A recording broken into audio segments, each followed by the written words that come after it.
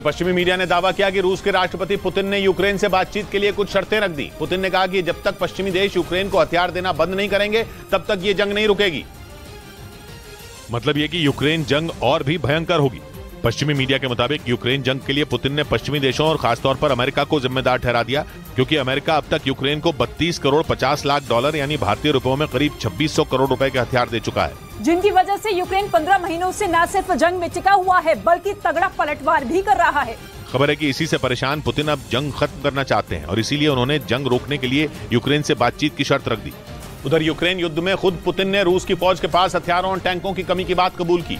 पहली बार उन्होंने ये माना कि जंग लड़ रहे उनके जवानों तक तेजी से हथियार नहीं पहुंच रहे। पश्चिमी मीडिया लगातार यह दावा करता आया है कि रूसी सेना हथियारों की कमी से जूझ रही है, लेकिन अब रूस के राष्ट्रपति व्लादिमीर पुतिन ने भी यह मान लिया कि उनके जवानों तक हथियार तेजी से पहुंचाने की जरूरत है। पुतिन ने कहा कि उनके पास सटीक हमला करने वाले ड्रोन, हथियार और आधुनिक टैंकों की कमी है।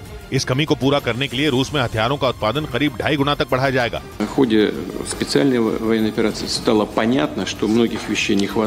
पुतिन ने माना कि जंग के मैदान में उनके सैनिकों तक गोला बारूद तेजी से नहीं पहुंच रहा। दावा है हथियारों की कमी की वजह से रूसी सेना की हमलों की धार कम हो चुकी है। यूक्रेन जंग के बीच ऐसा पहली बार है जब रूस के राष्ट्रपति ने सैनिकों के पास हथियारों की कमी की बात मानी। साथ ही उन्होंने पश्चिम के देशों पर युद्ध को और भड़काने का आरोप भी लगाया।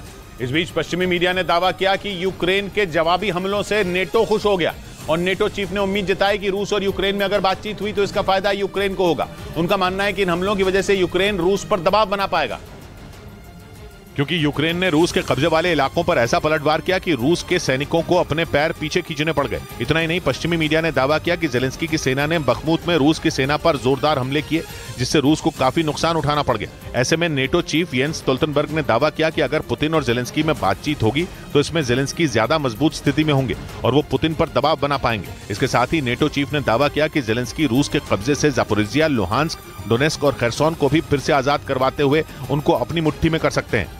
उधर इजराइल के कब्जे वाले वेस्ट बैंक में उसकी सेना और फिलिस्तीन के हथियारबंद लोगों में ऐसी जंग छिड़ गई कि बीच सड़क पर 2 घंटे तक गोलियां चलती रहीं।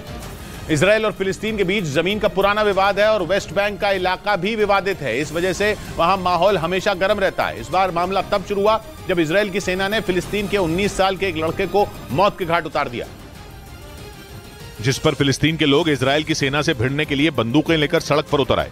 इसके बाद दोनों तरफ से इतनी जबरदस्त फायरिंग हुई कि 2 घंटों तक रुकी ही नहीं।